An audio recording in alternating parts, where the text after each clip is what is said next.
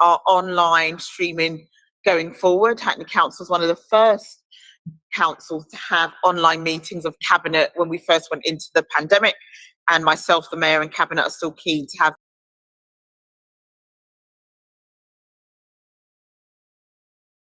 that online engagement with our residents. So just to say that this is meeting in public, a physical meeting at the town hall that is being live streamed, and we do have people also joining remotely. I've had apologies from Councillor Maxwell. So just before I go on any further, can I ask Jessica to introduce the protocol for the meeting? Good evening. Please only speak to when invited to by the chair. All participating members are to keep their camera on during the proceedings, unless they're having connection issues. If you wish to speak, please raise your hand and direct all communications via the chair. Please ensure officers remotely attending that your mics are muted when you're not speaking. If you're referring to a specific page or picture in the report, please refer to the page number. If you're having technical difficulties, please use the chat function in the Google Meet. Please do not use the chat function for putting formal questions to the meeting or to make other comments. Any persistent disruptive behaviour will result in removal from the meeting. Thank you. Thank you. Thank you, Jessica. So before we continue, I'd first like to take the opportunity to highlight it's the country's first red extreme heat warning issued by the Met Office regarding the heat today and tomorrow.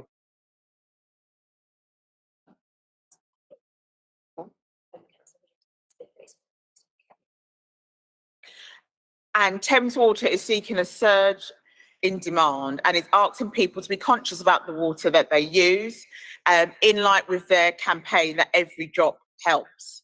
The UK Health Security Agency, the SHA, has also increased their health warning to level 4, which means illness and unfortunately death may occur among the fit and healthy, not just those that are high risk groups. And I think that's a really important message to remember. Sometimes it's quite easy if you're not young or you're elderly or have underlying health issues, that everything's fine, but it's really important that everybody considers this. And their guidance is to look after others, especially older people and young people. Keep curtains closed in rooms where the sun is facing. Drink plenty of water and to avoid a heavy amount of alcohol. But the council has also issued its own guidance from the public health team, which includes keep out of the sun in the hours between 11 and 3 p.m, which is really important. If you're outside, keep in the shade and apply sun cream and wear a wide brim hat. I know Councillor Kennedy has a very, very good hat for that.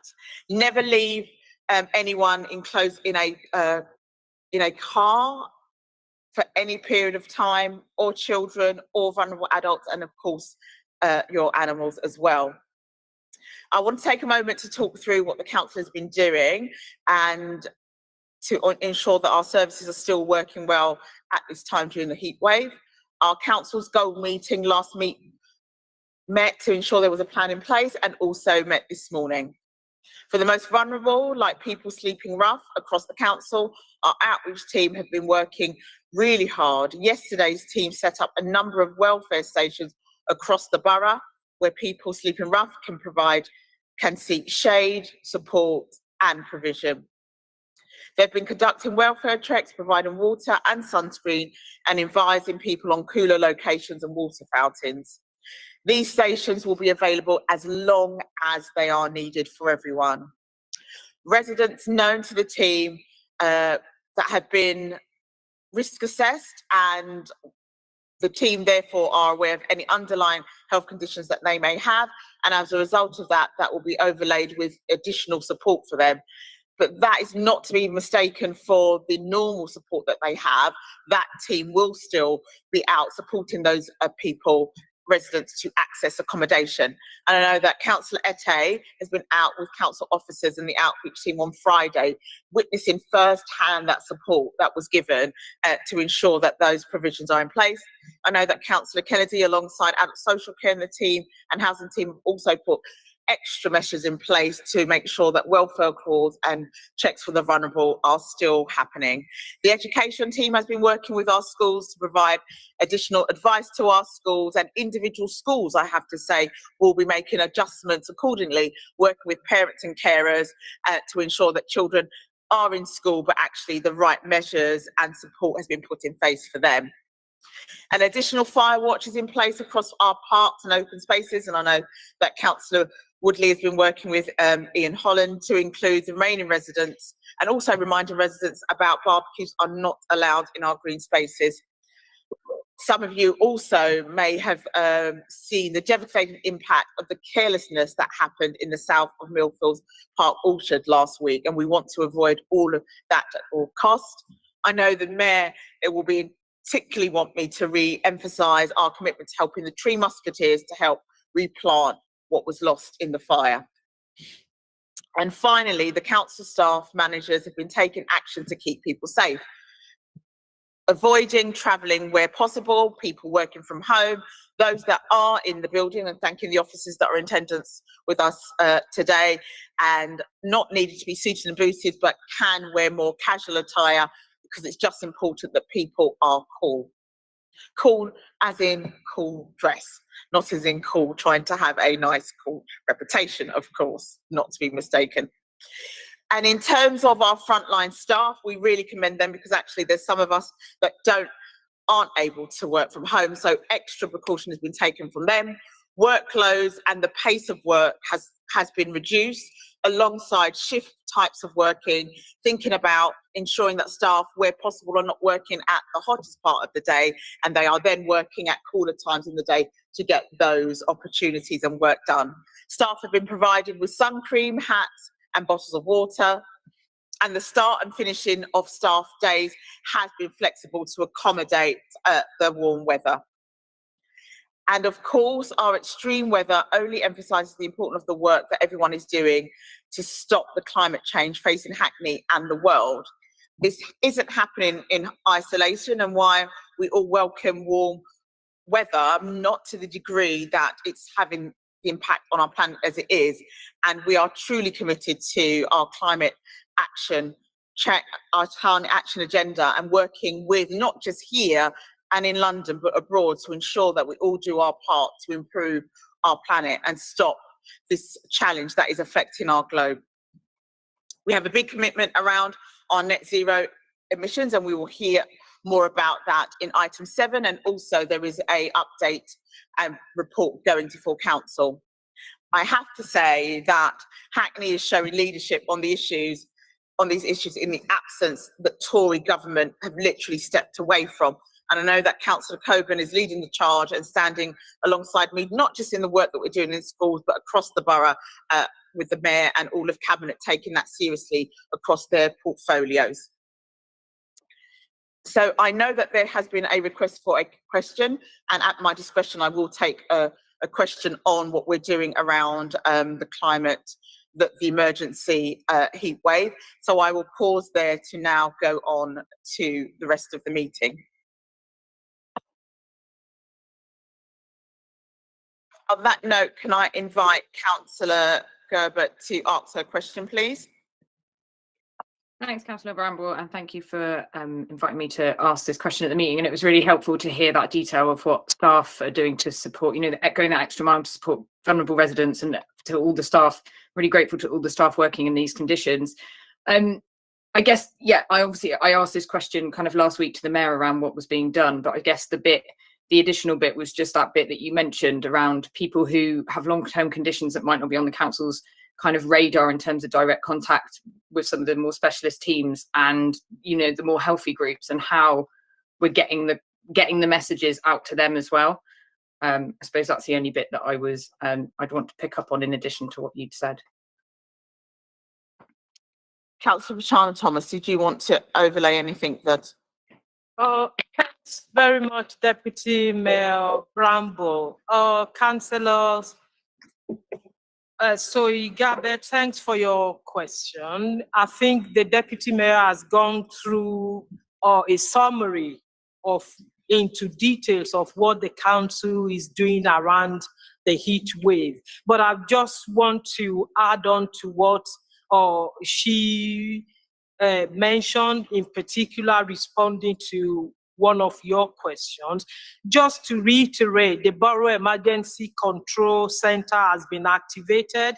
This is to monitor the impacts from the heat wave and coordinate the flow of information through council and between our multi-agency partners. In addition to that, 2 welfare stations have been set up around the borough. 2 of those welfare stations, glad to mention to you, Councillor Garbett, that are in your ward, in Dostin ward. A number of councillors, colleagues have also asked about waste services and the impact of operatives on their rounds. Just to add that waste have changed the working patterns to leave the depot at about 5 a.m. to ensure collections are done by midday. The morale of our staff remains very high, just to let you know that. The afternoon waste and street cleansing shift were held back until 5 p.m. to allow the heat to abate. And the nighttime team will clear any waste in the evenings. And also in terms of communication, you were asking, the council has been putting out daily communications since last week to ensure warnings and advice are reaching residents, including on Twitter, Facebook, Instagram, next door post, and information on Hackney website. As part of including this, we have sent, as a council, sent out a heat wave special newsletter, and we have also sent out advice to residents on our estate via the text messages services.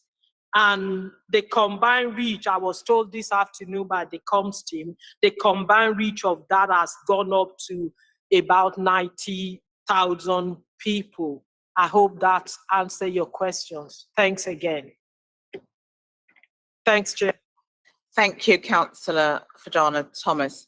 Did you have a supplementary question, Councillor Gerbert? No, that's brilliant. Thank you. That was really helpful.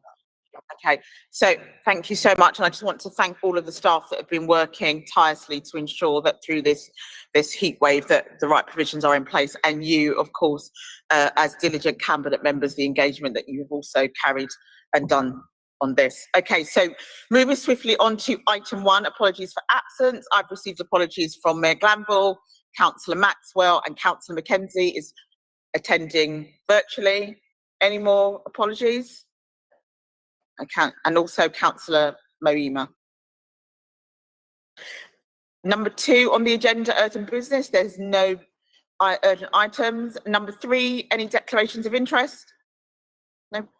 Item 4, notice of intention to cut business in private. Any representations received and any responses to such representations? None have been received. And number 5, to consider deputations, questions and petitions referred to Cabinet by the Council's monitoring officer. So I've received a deputation from Rachel on behalf of the Motorcycle Action Group. So I would like to, and Kathy will be introducing the item. You have up to 5 minutes to introduce your item. Welcome to the meeting. Thank you, Deputy Mayor, and thank you for the opportunity to present on this particular occasion. Our main points, hopefully everybody's seen the deputation, the written deputation, which sets out the main points in relation to the research that was relied upon for the recommendation to charge motorcycles. And we wanted to make the points that the report that came to the council for the cabinet decision had errors in relation to the emissions of motorcycles. And these errors are a result of relying on some older and unreliable research. And there is a lot more data available that's more up to date, official national statistics produced by BEIS and DEFRA, which show that PTWs produce 70% less, in average, 70% less NO2 and 50% less PM than cars on a per kilometre basis. So we wanted to flag up the fact that these reports are in the errors. And the main important thing is that as a result, decisions have been made by Cabinet based on some information that's not accurate. And this is a really important thing, especially because of the climate position that we find ourselves in, because here we're talking about motorcycles being charged the same as cars when based on the emissions, when in fact the evidence from BIS and DEFRA shows that it's a huge amount less NO2 and 50% less PM than cars. And the issue is that if motorcycles are charged the same as cars, then people may switch to cars, and that doesn't do anybody any favours at all. We're well aware that Hackney's under statutory obligations to improve local air quality, but the reality here is that PTWs are only 0.3% of the emissions. So this is not going to produce a huge benefit, and in fact it's a disbenefit. Just a few people switching out of their cars onto motorcycles would reduce congestion, which would reduce the emissions coming out of cars because the congestion would have reduced. So I wanted to just really reiterate that and come back to the fact that the errors that are in the consultation report have led to decisions that are based on information that's not accurate. And rather than just have a case of looking at those errors and correcting the errors, we would like to see a return to review the report and to review the decisions, because it looks as if coming back to some of the examples of the errors, respondents felt motorcycles were better for the environment compared to cars. Well, that actually is true. And a number of the other areas in there, the evidence from the Office of National Statistics shows that the NO2 impact and the PM is so much less than cars that we feel that the council should be encouraging a switch to the use of motorcycles where possible, where active travel and other mechanisms are not possible, and that there would be a large benefit from that. So everything in the report about the PTW NOx is erroneous, and we feel it's really, really important to come back to that report to correct the information and get the true picture, and for the decisions to be taken again and reviewed with care, because the information that the Cabinet relied on wasn't accurate. I don't know if anybody wants to ask any questions, but that's, I mean, the main force of the comments that we want to make is that a decision's been taken upon evidence that isn't actually evidence. So we feel that it's really, really important that this gets reviewed, because it is a very important matter, and we have got a extreme climate challenges to look at. People using a small motorcycle and therefore producing. Kathy, just flagging, you've got about 30 seconds left, so do you want to make your final comment? The final comment is very, very many of the motorcycles travelling in and through Hackney are small engines. They're not producing the level. So the information, decisions have been taken based on inaccurate information, and we'd like to see this whole area reviewed, please. Thank you very much. Thank you, Kathy. I'd like to now invite Councillor Coburn to respond. You have up to 5 minutes, and I'll let you know when you've got 30 seconds left. Councillor Coburn. Thank you, Chair, and massive thank you to Kathy for bringing this deputation to Cabinet today about the motorcycle parking permits review. We obviously recognise the important role that motorcycles, scooters and mopeds play in Hackney's economy, but we also recognise that all forms of vehicles, including motorbikes, produce emissions, and that a significant number of people commute into work into Hackney by motorbike each day. As Kathy rightly said, you know, we have a statutory duty to improve air quality, but for us in Hackney, it's not just about a statutory duty. We want to go even further than this, and that's why we're very ambitious to sort of avoid a car-led recovery or vehicle-led recovery from COVID, and everything that we're doing is all about trying to improve air quality and, of course, tackle the climate emergency. As part of this commitment, and following a full public consultation in 2020, Cabinet agreed in February 21 to place motorcycles on the same footing as all other vehicles, with permit prices based solely on the emissions they produce as recorded by DVLA. These changes will allow businesses, delivery riders, and other organizations that provide valuable services to continue to do so, while also discouraging the use of motorbikes for commuting, which contribute to local emissions. I should just add that it's very important for us as part of our sustainable transport strategy that we are actively encouraging people to walk, cycle, and take public transport where possible. I understand your concerns over the paper submitted to Cabinet in February 21, and I'm grateful for you for highlighting these. Officers have reviewed your comments that you have made and have agreed to correct the report, which will be republished on our website. Nevertheless, the information that was presented to the public in the form of the consultation was accurate, and I am satisfied the issues raised are of no material impact to the finalised proposals that were presented and approved at Cabinet in February 21. In closing, I wanted to add that I am aware that groups representing motorcyclists, including the Motorcycle Action Group, have recently fed into a listening exercise carried out by Hackney Council about the future of parking permit prices for all vehicles, include powered two-wheelers, and met with officers on the 6th of July. I'm pleased that you took part and fed back your views. This feedback will be taken into account together with the feedback from other groups ahead of any final decisions being taken by the Council. Thank you, Chair.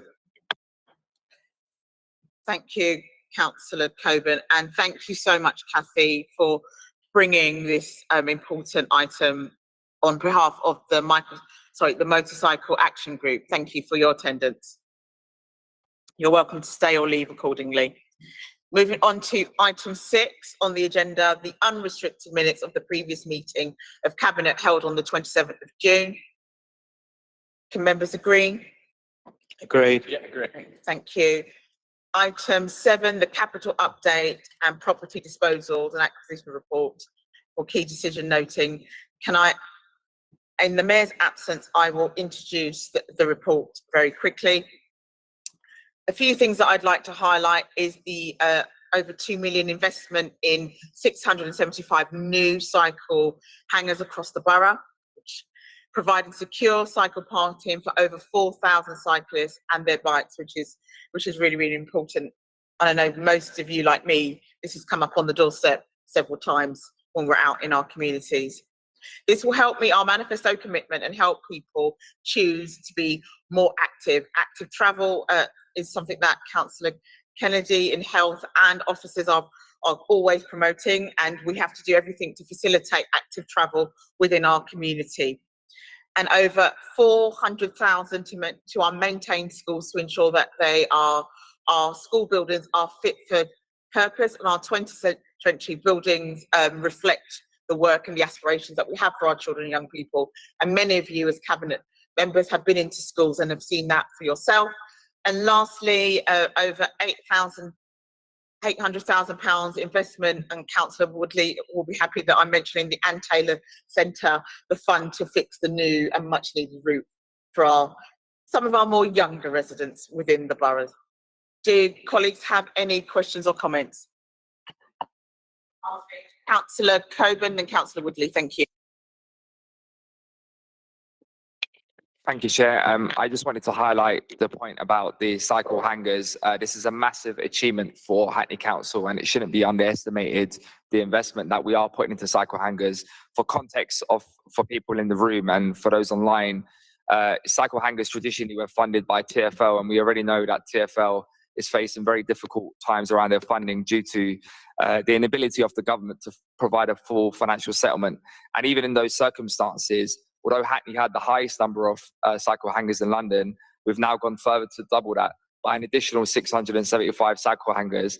That's nearly eradicating the whole waiting list for cyclists in Hackney. I think that's a it will be massively welcomed across our borough. I know residents were waiting to see action on this for a long time, and yet again, it just shows that Hackney, when it comes to walking, cycling, and taking public transport, is leading the way in the whole of London. We recently saw a Healthy Streets card that ranked Hackney one of the top London boroughs for active travel, which also saw us have a 51% coverage for bus priority lanes as well, setting us above any London borough. And I just think this is yet again just showing how Hackney is leading the way for the whole of London. Thank you, Councillor Coburn. Councillor Woodling. Thank you, Deputy Mayor Bramble. I also wanted to flag the inclusion for noting in the paper for the £700,000 that we won from the Greater London Authority Green and Resilient Spaces to fund the improvement works to West Reservoir. I had the opportunity in the previous meeting in CPIC to talk about the Community Impact Award that we'd had for Britannia Leisure Centre. Well, it's really exciting to see an award that actually brings a fair bit of funding with it for West Res as well. So this will increase accessibility to that area, beautiful area of our borough, with bridges that we can cross without steps access. We also got to work with the Black Swimming Association to ensure that the open swimming would be more accessible. And I just want to sneakily sort of say thank you to officers for the work they put into making that bid, and also the residents that got involved in that bid as well. So sorry, just cheekily throwing that in. Thank you. Thank you, Councillor Woodland. I think it was really important to highlight the work that the council and you as lead members are doing with the Black Swimming Association. It's really important work. And Councillor Coburn, I remember the visit that you, myself and the mayor went on to the schools, and the amount of bike hangers that were in schools. I mean, when you do the walk to school, I mean, active travel does start at a young age is important. The amount of children and young people cycling and walking to school was really, really encouraging. And I know when I've gone into early years settings, and I'm sure Councillor Woodley as well, you really have to be careful that you don't accidentally walk into a temporary road and get run down or have to jump out of the way of children on scooters and bikes. And it's just fantastic and really wonderful to see. Any other comments or questions? Or can I ask members to... There is an exempt appendices in relation to this item where members will be able to have the opportunity to discuss it if they wish at the end of the meetings. Otherwise, can I ask members just to agree the recommendations as set out? Thank you. So going on to item 8, which is the overall financial position, and I'd like to invite Councillor Chapman to introduce the report. Thank you, Chair. There are a number of items dealt with in this report this month. It's the first one of this year. The first issue, I regret to report that the forecast for the current year 22-23 is showing at the moment an overspend of 7.4 million on the general fund, which is obviously not good news. It is due largely to increases in demand and pressures on the social care budgets, lack of drop of income in planning and property. There has also been an anticipation of a further 4 million or so on the cyber attack costs, but that has been met by reserves and set-asides. So obviously it's a very difficult position to put us in. The council's corporate leadership team will be considering a set of urgent measures as last year and as set out in 2.8 of the report. And we'll report back on that next month, in September, to how we managed to address that problem. Obviously, it's incumbent on all of us as cabinet members and obviously all of the chief officer team to bear down on costs wherever possible, so that we can meet the budget decided for this year, as well as minimise the problem going forward. Obviously, the problems of the economy just obviously don't bear just on the council finances. We're looking at inflation probably around 10%, with a complete lack of clarity as to what the government response to that will be. You can work it out from the statements of various directly contradictory statements of various competitors for the Prime Ministerial job that's been said over the last few days. But obviously it's a very serious position for both the council and the community. We've also used this report to set out, the major things that the council are doing to try and assist the cost of living crisis in the community, and we'll use this report in future to spell that out again and set out developments on that. So finally, the report also asks for your agreement on the implementation of the latest, the COVID Additional Relief Fund for businesses, which is government, around £9.5 million government scheme, which will allow us to reduce rate contribution from businesses as set out in the report on a sliding scale.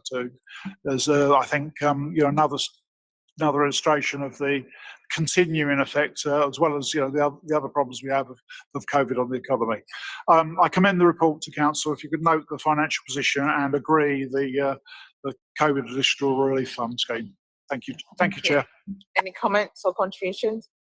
I just want to set the context that, local government has lost 60p in every pound, and it becomes increasingly more challenging to meet the needs of residents. But what I will say is Hackney has remained ambitious, and I want to thank all officers and members across the council, but particularly Ian Williams and his team, to ensure that we as a council demonstrate our fiscal responsibility and actually are quite strategic and intentional and determined to have those high standards and aspirations for our communities as we sit in the context of cost of living crisis, as you rightly said, and that huge lack of funding from central government. I just want to say that Deputy Mayor Nicholson has been out to many of the businesses that have been receipt of that fund, and they appreciate it. And I too recently went out and visited a local business that was very appreciative of the work that Deputy Mayor Nicholson and his team are doing to ensure that we're keeping our high streets thriving, which leads into our Hello Again Hackney. We're encouraging our residents to go out, shop locally and be safe as we continue in the next phase of facing the pandemic. So I can't see anybody else indicating, so can I ask colleagues to agree the recommendations in the report? Thank you. Moving on to item 9, the acquisition of local space properties. Can I invite Councillor Ette to introduce the report, please? Thank you very much, Chair. I'm really happy to introduce this report. This is one of Mayor Glanville's report, and this is something that has been on in the last few years. The first, in terms of principles of buying ex right to buy properties, the decision was taken at the Cabinet in 2020, and the purchase of these properties are definitely in line with our policy of buying back ex right to buy properties in order to support the delivery of homes for rent in the borough. The purchase, and we have an agreement with Local Space, and for those who are not aware, at the moment we have over 3,300 in our temporary accommodation, we have over 8,000 in our housing register, and let me put a number when it comes to 2-bed flats that are needed in the borough in terms of homeless households. That is over 1,000, that is about 1,934. Our homeless household, and for 3-bed is about 763. So the acquisition of these 10 ex-RTB properties is very, very key. In addition, in conjunction with agreement with Local Space. Local Space is a charitable housing association where they work with other 9 boroughs, and we are able to have this agreement with them. And we first had the first phase, which is having to buy 24 properties, and then the second phase, the first one was freehold and also had added value in terms of value for money, but the second phase would not have been freehold, and that will not be value for money when it comes to what we are buying. And that's one of the reasons why we are giving Local Space the right to take this back to the open market. And the good thing about this purchase, because they have a connection with other boroughs externally, by the time they are able to put this out on the open market, we will be maximizing 3 for 2. And the properties that we're talking about are in council block. Thereby, the management and it's minimal to us in terms of the maintenance and other management costs. So there is no that this is of value to us, and I suggest we'll agree with the recommendation. And in terms of borrowing, for those who do not know, the cost in our temporary accommodation has increased from 7 million to over 13 million. And you must all know we continue to build. We continue to build new homes in Hackney. In last year, we had over 634. In previous years, we had over 1,200 and over 1,100. But why are we in this position? It's all because of government funding and because we do not have the right in terms of our private rented sector, which we definitely need. So these are some of the challenges that we have. And I just want to commend this. This is an opportunity for us to increase our housing stock, to take people off from temporary accommodation into social rented properties. And to us, it is value for money because in terms of maintenance, it's within the same housing block, and we will be able to discharge our duty to our homeless household. I commend the recommendation. I mean the recommendation to the House. Thank you. Thank you, Councillor Ette, for setting out that detailed summary of the report. That's really helpful. Do members have any comments or questions? Okay, can I then invite Councillor Garbett to speak to the report with her question? Thank you. Thank you, Deputy Mayor, for allowing me to speak on this. And thank you, Councillor Ette, for that summary. It was really, really helpful. And I'm hugely supportive of this approach. I think it's a great way to be providing the housing we need. As we've heard the climate emergency mentioned a couple of times this evening, and minimising our building and providing housing for existing housing stock is, I'm really supportive of. I know you've covered a couple of my questions in your response, which was really helpful. I guess one question was, will local space be buying more homes in the borough with the proceeds they make from selling the 34 homes in phase 2?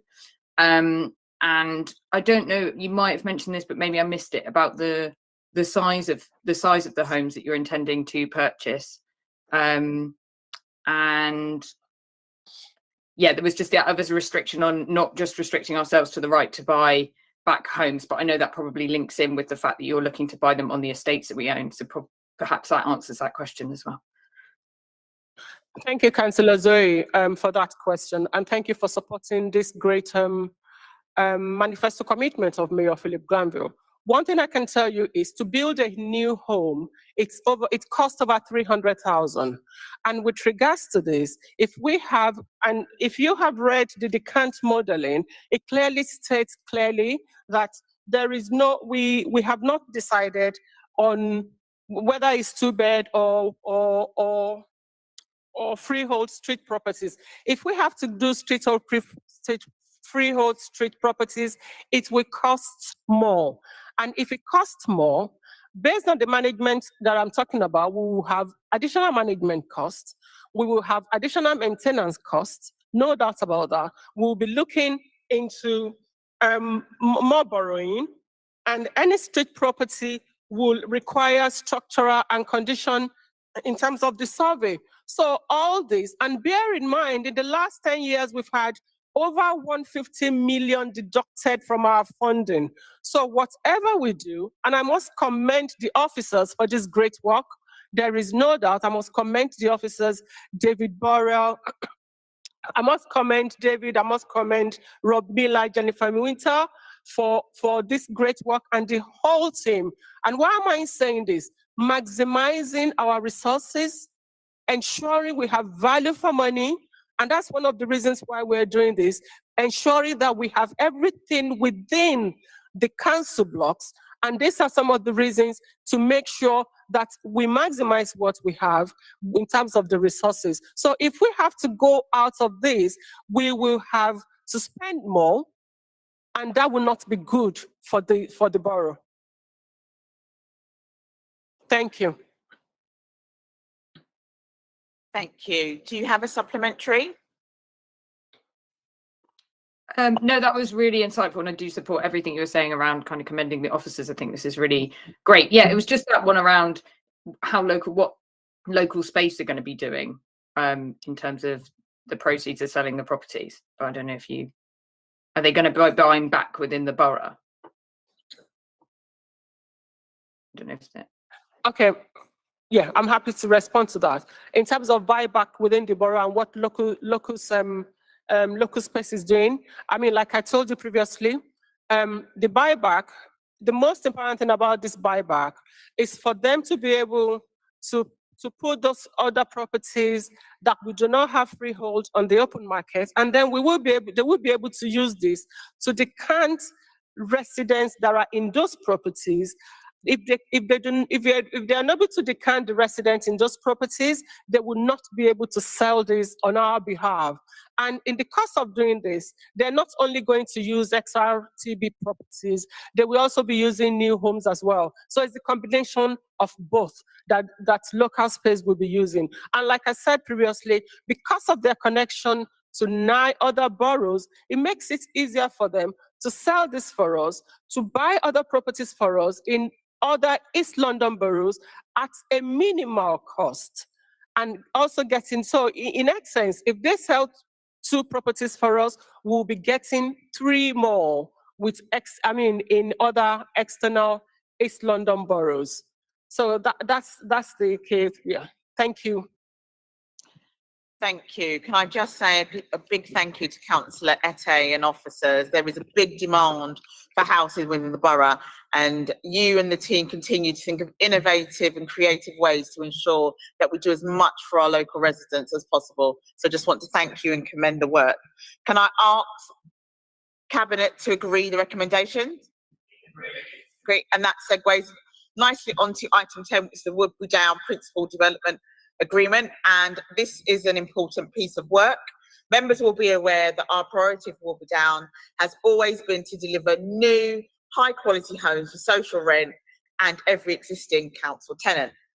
We are delivering on our promise with over 500 new social rent homes completed. I'm going to say that again, 500 homes, which is incredible. You know, 500 homes means lots of families, so that's even more of our residents. And that has been completed since 2009, and a further 117 currently under construction in phase 3 of the regeneration. And this is something that's important to all of us, because many of you recently would have been in a meeting about this very project, and many of us have been in that part of the borough with different events and activities and knocking doors and engaging residents. So even if you're not a councillor in that ward or the cabinet member leading on this work, we've all been very heavily invested. Alongside submitting the plan application this year, we've been able to start discussions with leaseholders, and those homes needed to be brought back as part of phase 4 plans. And I know that Councillor Ette had touched on some of the work that's been going on in other spaces. A review of the master plan for the remaining phase 5 to 8 will be underway to ensure the remains of the update while continuing to deliver homes at Woodbury Downs. And of course, it will continue to be done in close partnership with our local residents, because it's their home, so it's important that they have their say. So we continue to work with the Woodbury Downs organisation and our partners, Berkeley Homes and Notting Hill Genesis. Because of this joint work over the years, the completion of a legal agreement for Block D will allow this fabulous new ground floor spaces to be used for the benefit of the local residents. And I commend the report to Cabinet, and also acknowledge the work of the Mayor in his absence, because I know he too has been heavily invested in this piece of work. Any questions or comments, colleagues? Mayor Nicholson. Yeah. Thank you, Deputy Mayor Bramble. And just to add to your eloquent introduction, in the absence of the Mayor, who I think you're absolutely right, the Woodbury Down Regeneration Project is a project close to his heart. And he has provided that leadership on the ground to bring together all of the partners.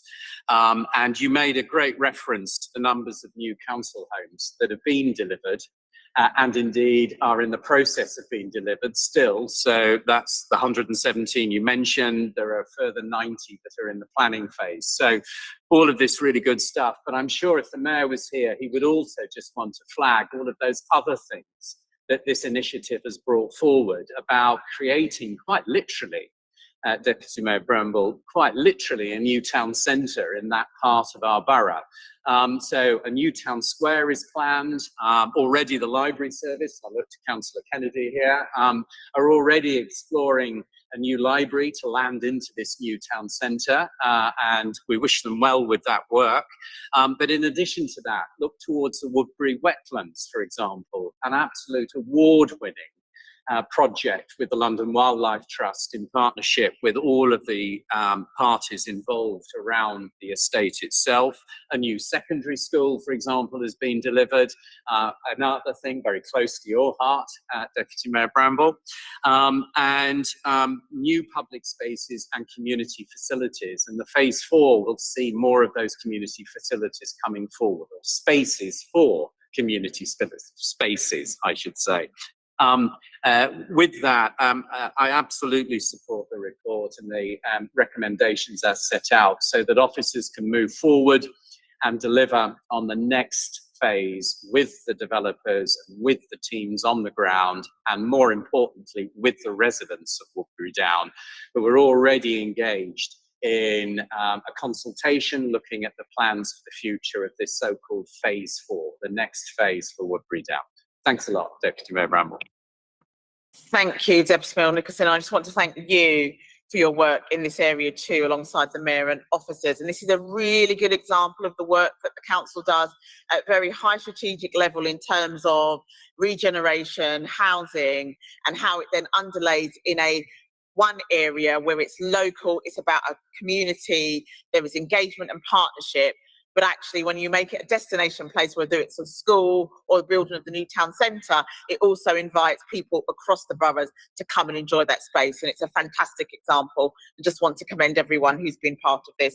So well done. So there are an exempt appendices in relation to this item where members will have the opportunity to discuss this at the end of the meeting if you wish. Otherwise, I can see no indication. So can I ask Cabinet to agree the recommendations? Thank you. So we will now move on to item 11, the Article 4 direction to remove permitted development rights for the change of use of Class E. And I'm going to ask Deputy Mayor Nicholson to introduce this important report. Thank you. Yeah, thank you, Deputy Mayor Bramble. Thank you very much indeed. We have, over the last few years, seen what I could only really describe as a rather kind of sort of dramatic assault against local planning authorities and local decisions, local determination about new development in a borough by the Conservative government. And that assault has continued apace. So as soon as local planning authorities, as councils and local administrations respond to these so-called permitted development rights and the changes that the government table, we respond by saying no. And the reason why we're saying no to these new kind of instructions coming down from central government onto local government is because they don't actually serve our community well. They don't serve our town centres well. They don't serve our local economy well. And crucially, the homes that these permitted development rights unlock, so-called, are substandard. There is no contribution made to any social rent homes, and the authority has no control or influence over the quality of those homes that come forward through these conversions, and that is not acceptable.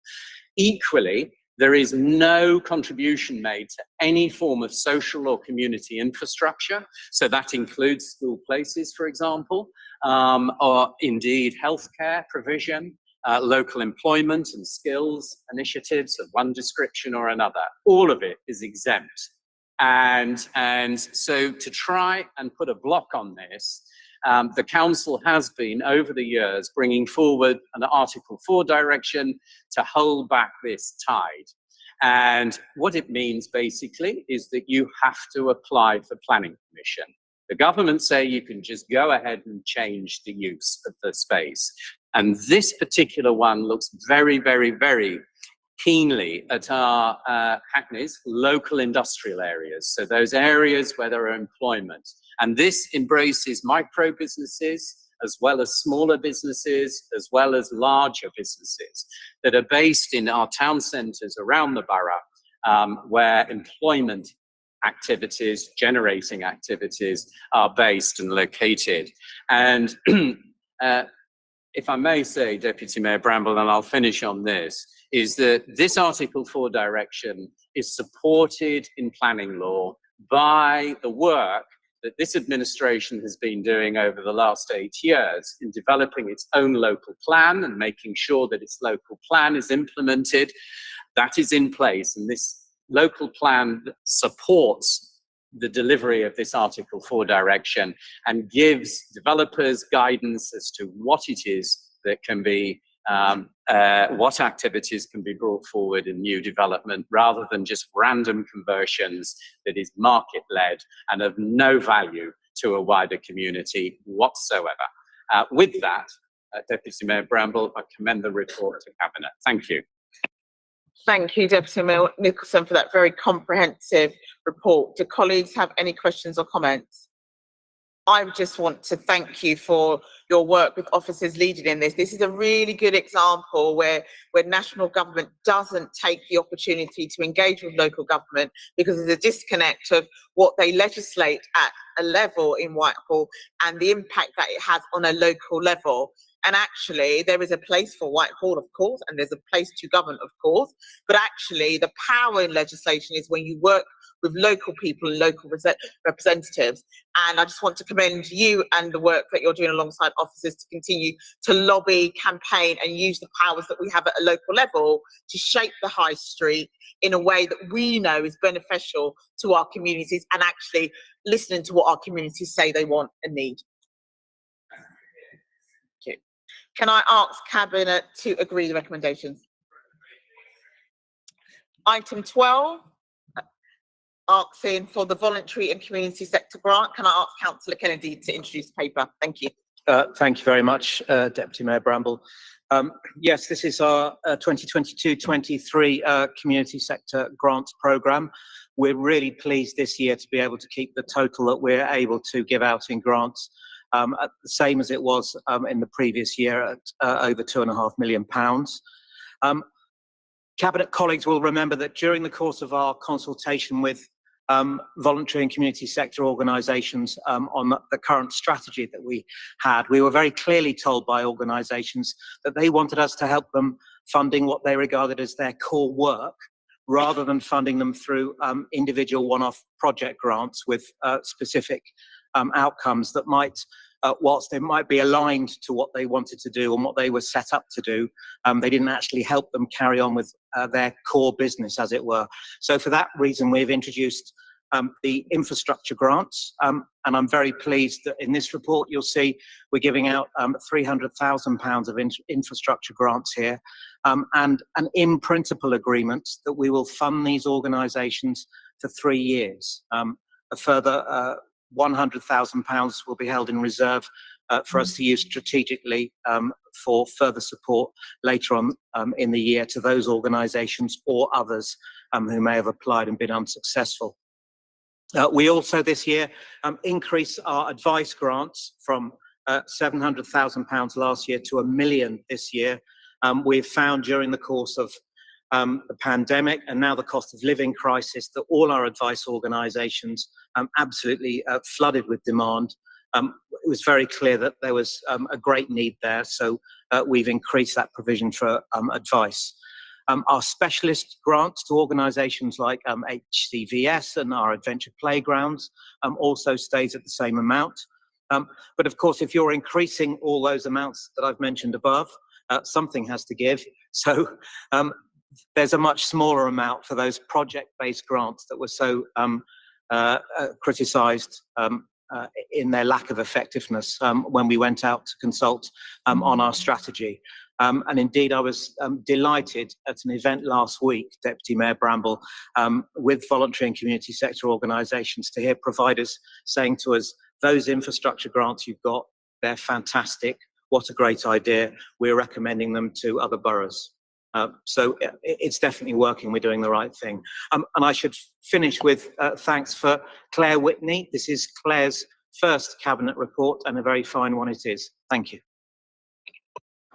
Thank you, Councillor Kennedy, for your report. Do colleagues have any questions or queries? No. I would just like to say again, highlighting that local government has lost 60p in every pound. And while I have, through my role here, or even at least at the Local Government Association, have welcomed pots of money that government have given, sometimes it doesn't offset the money that's been taken out of the system. So I think that it's to be commended that at such a challenging time, Hackney is increasing work in the voluntary sector for people to get advice, whether it's the cost of living crisis or any issues that they have. I think that's to be commended, and it goes back to the thanks that I gave at the beginning of the meeting to Ian and his team and Councillor Chapman to ensure that we have that fiscal responsibility, that we are doing due diligence to ensure that we constantly respond to the needs of our community in the time when things are becoming increasingly difficult. Can I ask Cabinet to agree the recommendations? Item 13, there are no new items unrestricted and urgent business. And item 14 is exclusion of the press and public. Item 15 and 16 allows for consideration of exempt information in relation to item 7 and 10. Do members want to discuss that? No? Okay, I will then close the meeting. Thank you all for your attendance.